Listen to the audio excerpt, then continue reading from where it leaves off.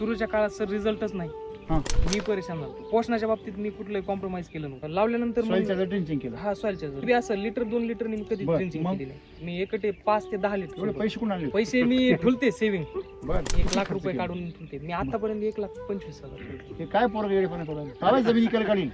पटत नाही काही केलं. समजा मी असा खर्च सांगतो ना, मला उत्पन्न बी चांगलं भेटते. तुम्ही सॉइलच्या सोडलं नंतर पुढे काय झालं मग? रिझल्ट दिसले नाही व्यवस्थित. मला त्याचं कारणही माहित होतं, कारण तुमचे व्हिडिओ बघा. काय काय झालं होतं? मला उपटून टाकायची बारी मला. असं दोघं जण होतात हा. ना, त्या टायमाला एक दिवशी आलो सकाळ सकाळी. हा किती दिवसांनी तरी लावल्यावर? 20 दिवसांनी आलो असतो. बर बर आम्ही म्हणतो आता हे रोपं काढून टाकू दे, खराब झाली. हे रोपच खराब आहे. तिथं खाली 15 ते 8 दिवस राहिले असते. 8 दिवस नर्सरी मध्ये आणून 8 दिवस इथं आमच्या बरं. लागवडीला वेळ झाला. बर नंतर लावल्यावर 20 दिवसांनी तुम्ही आले. बरं. सकाळ सकाळी आधी येऊ म्हणलं आता काय खाली पिवळ्याच पाहिजे ते उपदारात नाही.